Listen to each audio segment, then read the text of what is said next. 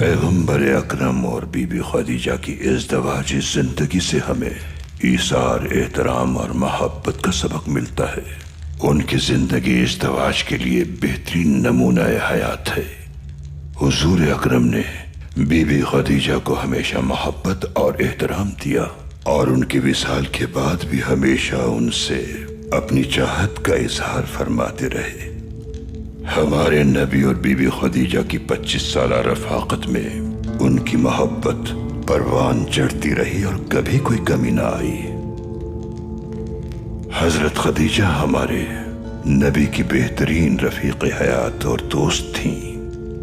वही के नुज़ूल के बारे में सबसे पहले नबी अकरम ने बीबी खदीजा को आगाह किया था।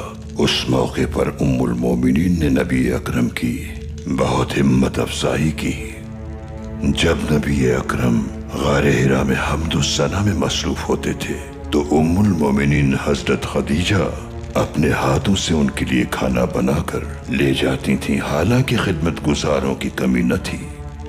जब हजरत खदीजा की तशरीफ आवरी का वक्त आता तो हुजूर गारे हिरा से नीचे आकर उनसे मुलाकात करते, क्योंकि गारे हिरा तक पहुंचना बहुत मुशक्कत आमेज अमल था, इसलिए वो खुद नीचे तशरीफ लाते।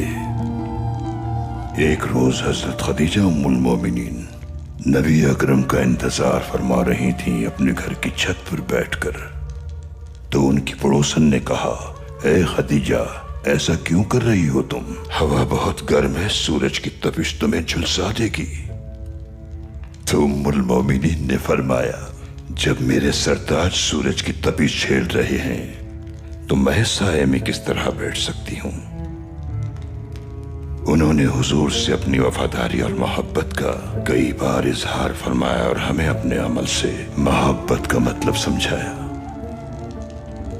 हजरत खदीजा जो हुजूर की शरीक हयात और दोस्त थीं, उनके विसाल के बाद नबी अकरम बहुत उदास और रंजीदा हो गए और उस साल को आमुल हुस्न का नाम दिया।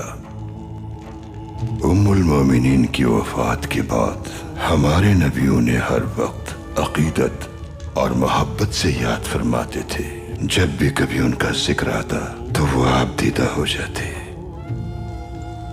हमारे नबी ने फतह मक्का के मौके पर दोबारा से बीबी खदीजा से अपनी अकीदत और मोहब्बत का इजहार फरमाया।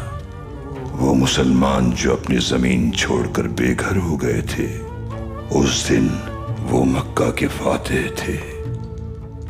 जब हमारे नबी सल्लल्लाहु अलैहि वसल्लम ने मक्का फतह कर लिया तो वो हजरत खदीजा की तुरबत पर तशरीफ ले गए और बहुत गिरिया किया। सहाबाए कराम ने आपसे पूछा कि आपका खैमा कहाँ नस्ब किया जाए, तो आपने फरमाया कि मेरा खैमा खदीजा की कब्र के पास लगाओ। उन्होंने ऐसा इसलिए किया कि हजरत खदीजा की तुरबत उनकी आंखों के सामने रहे।